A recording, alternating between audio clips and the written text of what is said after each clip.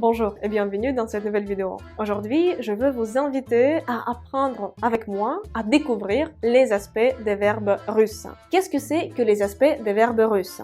En gros, pour presque chaque verbe français en russe, il y a deux verbes. Un verbe perfectif et un verbe imperfectif. Il y a au moins deux verbes parce que dans la plupart des cas, il y en a encore plus.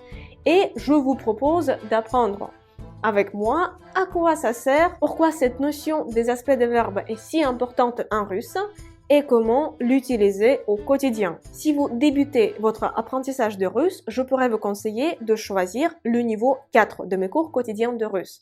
Le niveau 4 s'adresse aux débutants et nous avons une vision globale des aspects des verbes russes. Cependant, si vous avez déjà un niveau intermédiaire en russe, vous pouvez suivre les cours quotidiens à partir du niveau 26, où nous commençons un vrai apprentissage détaillé des aspects des verbes russes. Cet apprentissage, il dure plusieurs mois.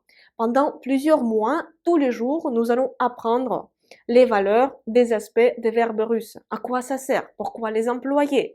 Et vous allez voir qu'en russe, on ne peut pas se passer des aspects. Nous allons apprendre les aspects des verbes russes de façon régulière et détaillée. Parce que c'est vraiment important d'y aller doucement. Comme il y a plein de nouveaux concepts qu'il faut apprendre, qu'il faut découvrir, il vaut mieux aller lentement et apprendre tout en détail. Vous allez voir que ça vaut le coup. Des apprenants qui ont déjà suivi ce programme peuvent le témoigner. L'apprentissage des aspects des verbes russes se déroule dans le cadre de mes cours quotidiens de russe. Si vous ne savez pas de quoi il s'agit, je vous invite à regarder la vidéo de présentation des cours quotidiens de russe. Le lien va apparaître ici, ou vous pouvez aller directement sur la page de vente des cours quotidiens de russe où vous trouverez l'explication du concept des cours quotidiens de russe ainsi que la description détaillée du programme d'apprentissage des aspects des verbes russes, c'est à partir du niveau 26. La nouvelle session commence déjà le 1er du mois. Pour l'instant, il y a des places disponibles, mais le nombre de places est limité. Comme je travaille personnellement avec chaque élève, le nombre de places disponibles ainsi que le nombre d'heures dans la journée est limité. Les cours commencent le 1er du mois et ils vont durer tout le mois. Après, vous pouvez continuer votre apprentissage des aspects des verbes russes